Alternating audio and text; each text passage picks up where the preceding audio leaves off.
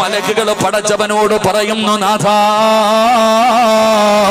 ഇവന് പുറത്തു കൊടുക്കണേ അല്ലാ, ഇവന്റെ പാപം പൊറുക്കണേ അല്ലോ.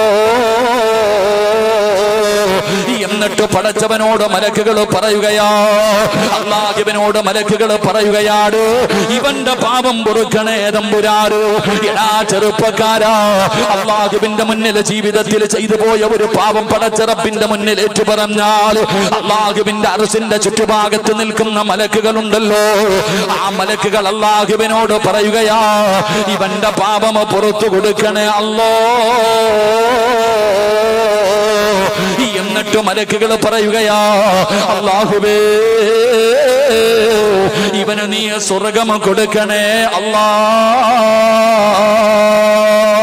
അല്ലാഹുവിന്റെ മലക്കുകൾ അവിടെന്ന് പറയുകയാണ്, എന്റെ പ്രിയപ്പെട്ടവരെ, നിസ്കരിക്കുന്നവർക്ക് കിട്ടുന്ന പ്രതിഫലത്തെ കുറിച്ചല്ല, ഖുർആൻ ഓതുന്നവരുടെ പ്രതിഫലമല്ല, സദഖ കൊടുത്തവരുടെ പ്രതിഫലമല്ല, പാതിരാത്രിയിൽ എഴുന്നേറ്റ് നിസ്കരിച്ചവരുടെ പ്രതിഫലമല്ല, സുന്നത്ത് നോമ്പ് പിടിച്ചവരുടെ പ്രതിഫലമല്ല, പള്ളി കെട്ടിക്കൊടുത്തവരുടെ പ്രതിഫലമല്ല.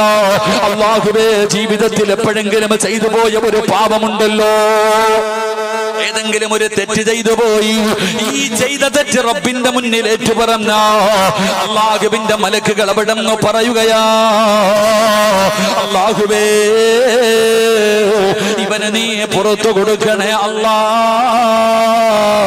ഇവനെ ശിക്ഷിക്കല്ലേ അല്ലാ, ഇവന് നീ സ്വർഗ്ഗം കൊടുക്കണേ അല്ലോ. നിനക്ക് വേണ്ടി അല്ലാഹുവിന്റെ മലക്കുകൾ അവിടെ നിന്ന് ദുആ ചെയ്യുകയാ. എന്നിട്ട് അവര് പറയുന്നത് എന്തെന്നറിയുമോ?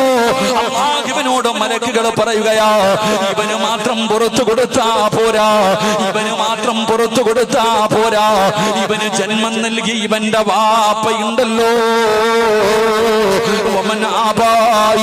പടച്ചവര് ഇവന് ജന്മം കൊടുത്ത ഇവന്റെ പിതാവുണ്ടല്ലോ, അതാ ഇവന് വേണ്ടി ജീവിച്ച ഇവന്റെ വാപ്പയുണ്ടല്ലോ.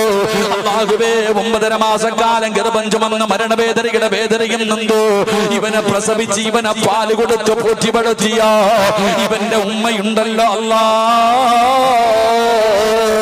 ആ മാതാപിതാക്കൾക്കും നീ സ്വർഗ്ഗം കൊടുക്കണേ അല്ലാ. അല്ലാഹുവിന്റെ മലക്കുകൾ അവിടെ നിന്ന് ദുആ ചെയ്യുകയാ.